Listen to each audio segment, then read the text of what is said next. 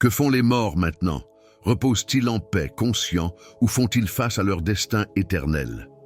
La Bible fournit des réponses profondes qui pourraient radicalement transformer votre façon de voir la vie et la mort. Aujourd'hui, nous explorerons des vérités spirituelles qui non seulement éclaireront ces questions, mais pourraient également changer pour toujours votre relation avec Dieu. Si vous ne l'avez pas déjà fait, abonnez-vous à la chaîne, activez les notifications et restez à l'écoute jusqu'à la fin pour ne pas manquer cette précieuse révélation. Parler de la mort peut sembler un sujet difficile, voire sombre. Mais d'un point de vue biblique, cela devient une occasion de réfléchir au but éternel de notre existence. Selon les Écritures, la mort ne représente pas un point final, mais un portail vers une destinée éternelle. Dans le livre de l'Apocalypse 20, 11, 15, le jugement final est décrit avec force. Dans cette scène solennelle, chaque personne sera évaluée en fonction de ses actes. Bien que cette image puisse paraître intimidante, son but n'est pas de générer de la peur, mais plutôt de favoriser une conscience plus profonde de notre responsabilité spirituelle. Imaginez maintenant que vous vous tenez devant le Créateur de l'univers, responsable de chaque décision, pensée et action. Ce concept nous rappelle que la foi en Jésus-Christ guide non seulement notre comportement quotidien, mais définit également notre destinée éternelle. La Bible établit clairement deux chemins opposés, le repos promis aux justes et la souffrance réservée à ceux qui rejettent le salut. Cette dualité ne concerne pas seulement une récompense ou une punition arbitraire, mais reflète les conséquences naturelles de nos choix dans la vie. C'est comme semer des graines. Ceux qui cultivent la foi, la bonté et l'amour récolteront la présence éternelle de Dieu, tandis que ceux qui négligent leur vie spirituelle risquent d'être séparés de lui. Ce message n'est pas une condamnation, mais une invitation à la réflexion. Dieu, dans son infinie miséricorde, nous accorde le libre arbitre de décider. Mais cette liberté s'accompagne d'une immense responsabilité. Quand nous pensons au repos promis aux justes, ce n'est pas seulement une pause, mais une paix complète en présence de Dieu. Dans un monde rempli de stress, d'anxiété et de douleur, cette promesse agit comme un phare d'espoir. Les paroles de Jésus dans Jean 14, 2, 3 nous réconfortent, car il nous assure qu'il préparera une place pour ceux qui croient en lui. Il ne s'agit pas seulement d'une expression poétique, mais d'une affirmation de son engagement. C'est comme un ami de confiance qui vous invite chez lui et s'assure que tout sera prêt pour vous accueillir. En revanche, le tourment mentionné dans l'Apocalypse ne doit pas être interprété comme une punition capricieuse, mais comme la conséquence du rejet de la vie que Dieu offre. Imaginez un récipient qui ne laisse pas entrer l'eau. Il ne peut pas être rempli car il est fermé à cette possibilité. De même, ceux qui endurcissent leur cœur envers le Christ se privent volontairement de sa présence. Cela ne veut pas dire que Dieu ne les aime pas, mais qu'il respecte leurs décisions. C'est un rappel solennel que nos choix ici sur terre ont un impact éternel. Cette compréhension n'a pas pour but de nous paralyser par la peur, mais de nous inspirer à vivre avec un objectif clair. La mort, bien qu'inévitable, n'a pas le dernier mot. Comme Paul l'écrit dans 1 Corinthiens 15, 54, la mort sera engloutie dans la victoire. Ce verset change complètement notre perspective, présentant la mort comme une transition et non une fin. Bien qu'il soit naturel de craindre l'inconnu, la Bible assure que ceux qui ont foi en Christ peuvent affronter ce passage avec confiance, comme quelqu'un qui traverse un tunnel sombre, sachant qu'il y a une lumière au bout. L'idée du jugement final, bien que dérangeante pour certains, manifeste également la justice divine.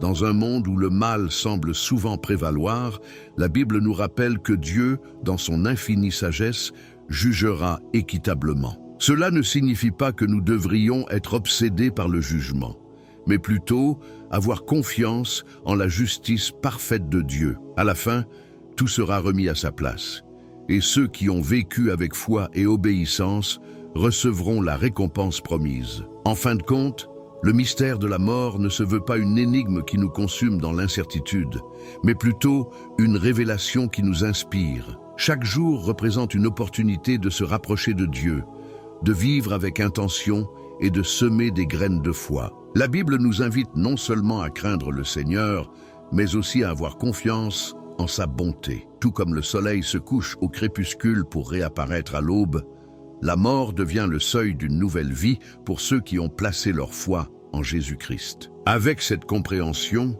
nous continuerons à explorer les passages bibliques qui éclairent cette vérité et nous offrent une perspective riche et réconfortante sur ce qui se passe après la mort. Un autre passage qui éclaire cette puissante vérité se trouve dans Jean 11, 25-26, où Jésus proclame « Je suis la résurrection et la vie.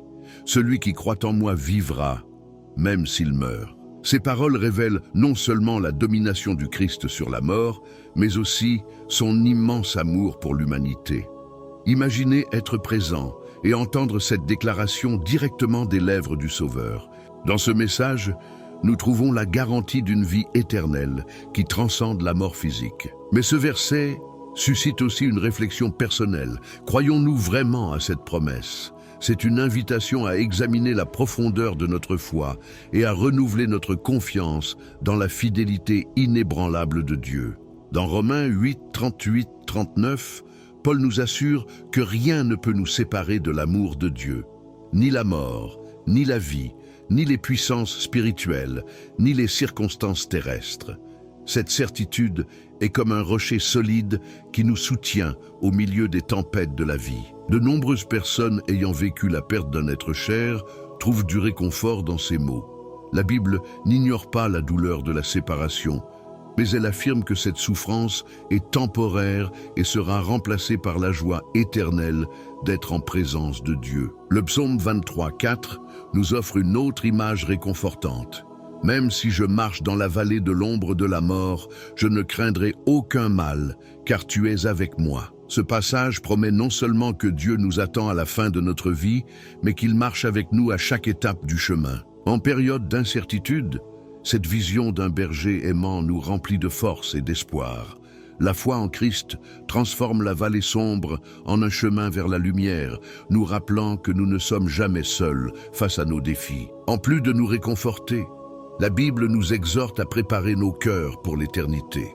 Dans 1 Pierre 1, 4, il nous est parlé d'un héritage qui ne se peut ni corrompre, ni souiller, ni flétrir, lequel vous est réservé dans les cieux. Ce passage nous assure qu'un avenir glorieux nous attend, un avenir qui ne peut être affecté par le temps ou les circonstances. C'est une invitation à vivre avec un objectif, nous rappelant que notre véritable citoyenneté est au ciel. Lorsque nous comprenons cela, nos priorités changent et notre foi est renforcée.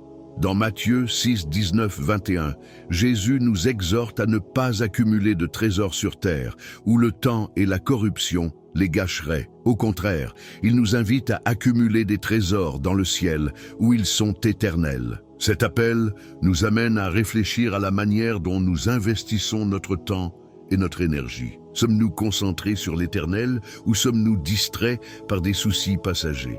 Cet enseignement non seulement nous guide, mais nous donne également une direction claire pour vivre avec un objectif et une foi, en donnant la priorité au céleste plutôt qu'au mondain. La richesse des passages bibliques sur la mort et la vie éternelle prépare nos cœurs à une vérité glorieuse. Ce que Dieu a préparé pour nous est bien plus grand que ce que nous pouvons imaginer. Ces réflexions nous conduisent au sujet suivant, explorant les promesses éternelles que nous avons en Jésus-Christ. Parler des promesses de Dieu, c'est entrer dans un horizon plein d'espérance, où chaque parole de l'Écriture nous rappelle que la vie ne s'arrête pas ici, mais est le prélude à la gloire éternelle. Dans 1 Thessaloniciens 4, 16, 17, Paul décrit le moment où les morts en Christ ressusciteront premièrement. Puis nous, les vivants, serons tous ensemble enlevés avec eux à la rencontre du Seigneur dans les airs. Cette déclaration n'est pas seulement une poésie spirituelle, mais une déclaration solennelle de la victoire du Christ sur la mort. Imaginez la joie indescriptible de ce jour, où tout ce en quoi nous avons cru et espéré se réalise sous nos yeux. Les promesses de Dieu assurent non seulement la vie éternelle, mais aussi une transformation complète. Dans Philippiens 3, 21, Paul explique que Jésus transformera notre corps humilié pour le rendre semblable à son corps glorieux. Ce concept, bien que difficile à comprendre, est profondément porteur d'espoir.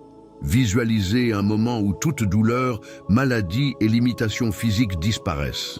C'est comme si nous laissions derrière nous tous les fardeaux et expérimentations, enfin, la plénitude d'être enfant de Dieu. Le concept d'un corps glorifié n'est pas seulement une transformation physique, mais aussi un symbole de la restauration totale que Dieu promet à ceux qui persévèrent dans la foi. C'est comme une maison rénovée qui, tout en conservant son essence, brille d'une nouvelle gloire. Dans Apocalypse 21, 4, il nous est dit que Dieu essuiera toute larme de leurs yeux et la mort ne sera plus, et il n'y aura plus ni deuil, ni cri, ni douleur. Ce passage offre une vision d'espoir, une invitation à persévérer dans la foi en attendant l'accomplissement de ses promesses. Au-delà de la restauration personnelle, les promesses de Dieu incluent une demeure éternelle en sa présence.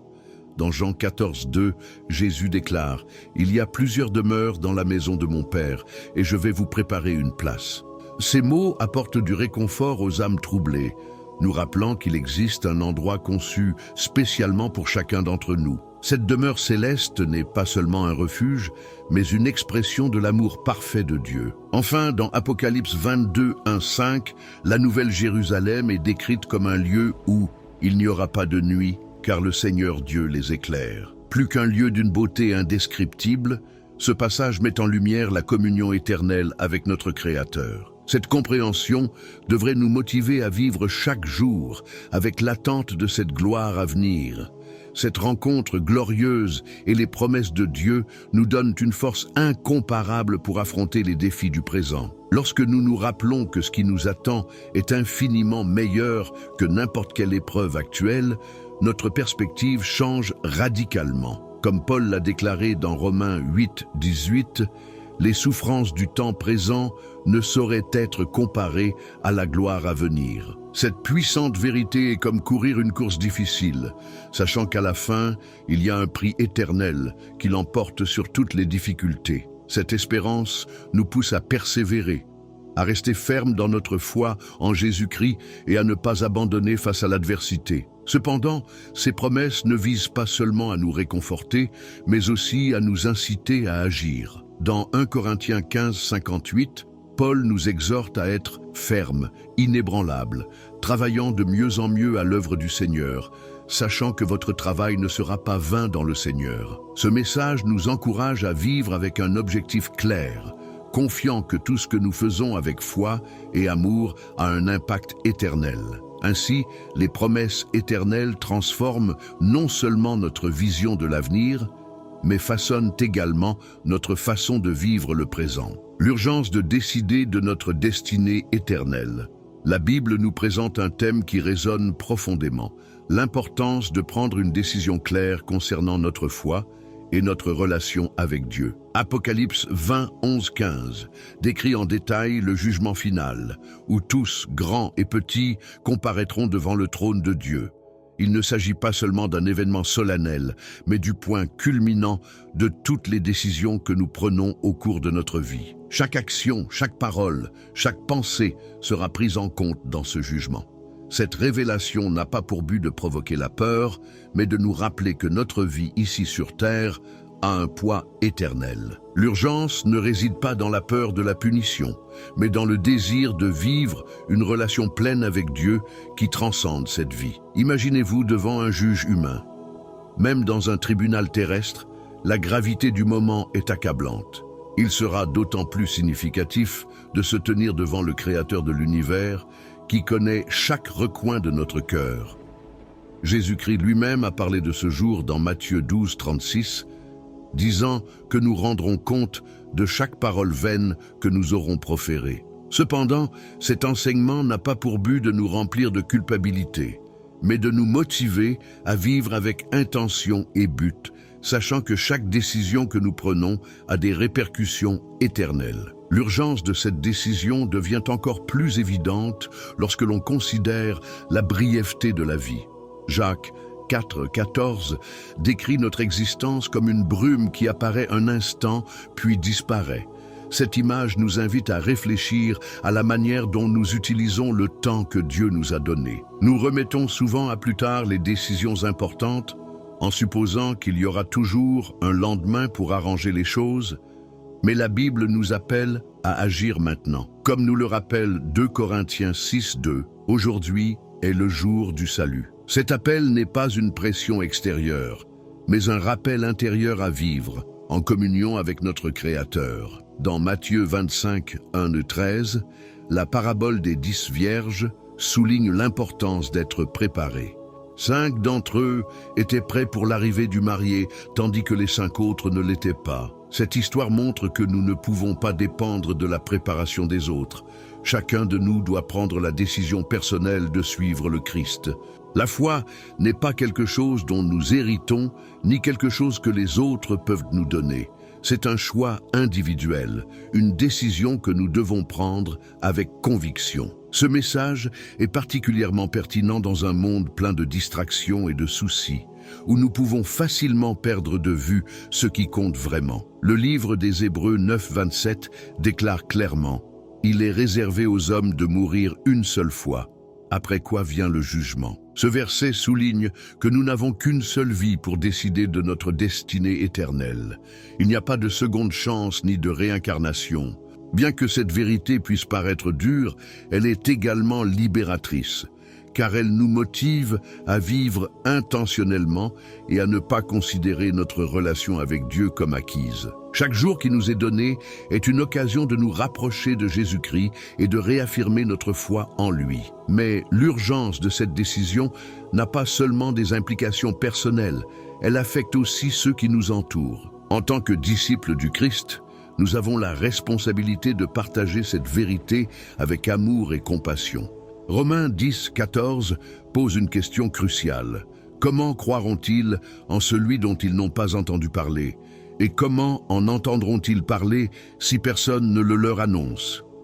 Cet appel nous rappelle que notre foi n'est pas censée être un trésor caché, mais une lumière qui brille pour guider les autres vers le salut. Partager le message du Christ n'est pas une tâche facultative, c'est une mission urgente d'aider les autres à prendre leurs décisions. Finalement, l'urgence de se décider pour le Christ n'est pas un fardeau, mais un don. C'est une opportunité de faire l'expérience de la plénitude, de son amour et de sa grâce, non seulement dans l'éternité, mais aussi ici et maintenant. Décider de suivre Jésus transforme chaque aspect de notre vie, la remplissant de sens, de paix et d'espoir. Avec cette réflexion en tête, nous nous préparons à explorer le prochain sujet, le chemin du salut, où nous approfondirons comment cette décision peut garantir un avenir glorieux en présence de Dieu. Le salut, le cœur du message biblique. Le salut est le cœur de l'Écriture, le point où l'amour inconditionnel de Dieu rencontre le besoin humain de rédemption. De la Genèse à l'Apocalypse, la Bible raconte l'histoire d'un Dieu cherchant à restaurer l'humanité déchue. Jésus-Christ, par son sacrifice sur la croix, a ouvert la seule voie vers la réconciliation avec Dieu. Dans Jean 14:6, Jésus déclare « Je suis le chemin, la vérité et la vie. Nul ne vient au Père que par moi. » Cette déclaration n'est pas exclusive, mais constitue une invitation universelle à chacun de trouver la vie éternelle en lui. Peu importe notre imperfection, nous sommes capables de tout. L'essentiel est de placer notre foi en Jésus et en son sacrifice rédempteur. Le salut ne dépend pas de nos œuvres, mais de l'acceptation humble du don que Dieu nous offre. C'est comme recevoir un cadeau précieux que nous ne pouvons pas gagner par notre propre mérite, mais qui nous est donné gratuitement par la grâce. Cette foi n'est pas une croyance passive, mais une confiance active, que Jésus est celui qu'il prétend être et que son sacrifice est suffisant pour nous racheter. La repentance est la prochaine étape sur ce chemin. Dans Actes 3:19, Pierre exhorte la foule « Repentez-vous et convertissez-vous à Dieu pour que vos péchés soient effacés ». Cet acte n'implique pas seulement des remords pour nos erreurs, mais un véritable changement de direction, se détournant du péché pour embrasser une nouvelle vie en Christ. Imaginez que vous conduisiez dans le mauvais sens. La repentance, c'est comme faire demi-tour pour revenir sur le droit chemin. Même si cela peut être un processus difficile, il est aussi profondément libérateur, car il nous conduit à expérimenter la paix et le pardon de Dieu. Après avoir cru et s'être repenti, la confession de notre foi devient un acte fondamental. Romains 10:9 déclare « Si tu confesses de ta bouche le Seigneur Jésus, et si tu crois dans ton cœur que Dieu l'a ressuscité des morts, tu seras sauvé. » Mais cette confession n'est pas un simple rituel, mais une proclamation publique de notre foi et de notre loyauté au Christ. C'est comme déclarer notre dévotion à un roi, en indiquant clairement à nous-mêmes et au monde qui nous avons décidé de suivre. Cet acte reflète le courage et l'engagement envers notre nouvelle vie en Dieu. Le baptême est une autre étape importante sur le chemin du salut. Bien que ce ne soit pas le moyen qui nous sauve, il représente un signe extérieur d'une transformation intérieure et éternelle. Dans Actes 2:38, Pierre demande aux croyants de se repentir et d'être baptisés au nom de Jésus-Christ pour le pardon de leurs péchés. Cet acte symbolise notre union avec le Christ dans sa mort, son enterrement et sa résurrection. C'est comme nous immerger dans sa grâce et émerger dans une vie renouvelée. De plus, le baptême nous relie à une communauté de foi qui partage notre espérance et nous soutient dans notre cheminement. La prière et la lecture de la Bible sont essentielles pour renforcer notre relation avec Dieu. Comme tout lien, notre communion avec lui exige du temps et du dévouement. Jésus nous a laissé un exemple en consacrant des moments de sa vie à la prière et à la recherche de la volonté du Père. Dans Matthieu 6:9-13, il a enseigné à ses disciples à prier à travers le Notre Père, un guide pratique et puissant pour nos conversations avec Dieu. De son côté, la Bible agit comme une carte qui nous guide sur ce chemin de foi, nous aidant à vivre selon la volonté de Dieu. Comme l'exprime le psaume 119:105, « Ta parole est une lampe à mes pieds et une lumière sur mon sentier. » Marcher vers le salut n'est pas un événement ponctuel, mais un processus continu qui exige de la persévérance. Dans Matthieu 24:13, Jésus dit « Celui qui persévérera jusqu'à la fin sera sauvé. » Cela signifie que le salut n'est pas seulement un moment de décision, mais un engagement à vie. Même si nous rencontrerons des défis, la grâce de Dieu sera suffisante pour nous soutenir. En tant que pèlerins dans ce monde, nous devons garder notre regard fixé sur Jésus, confiant qu'il achèvera l'œuvre qu'il a commencée en nous. Ce chemin ne sera pas toujours facile, mais la récompense éternelle dépasse de loin tout sacrifice. La certitude de la vie éternelle en présence de Dieu nous donne la force d'avancer, pas à pas, avec foi et détermination. Réflexion finale et invitation. Maintenant que nous avons exploré les vérités bibliques sur ce qui arrive aux morts, j'aimerais savoir comment cet enseignement a changé votre perspective sur la vie éternelle. Quel impact ces promesses ont-elles eu sur votre mode de vie? Partagez votre expérience ou vos réflexions dans les commentaires, car votre témoignage peut être une source d'inspiration pour les autres. N'oubliez pas de vous abonner à la chaîne et d'activer les notifications pour continuer à recevoir des messages qui renforcent votre foi. Si ce message a touché votre cœur, je vous invite à regarder la prochaine vidéo qui apparaîtra à l'écran où nous explorerons davantage les promesses éternelles de Dieu. Je suis Marco et ce fut un privilège de partager cet enseignement avec vous. Que Dieu vous bénisse abondamment et à la prochaine.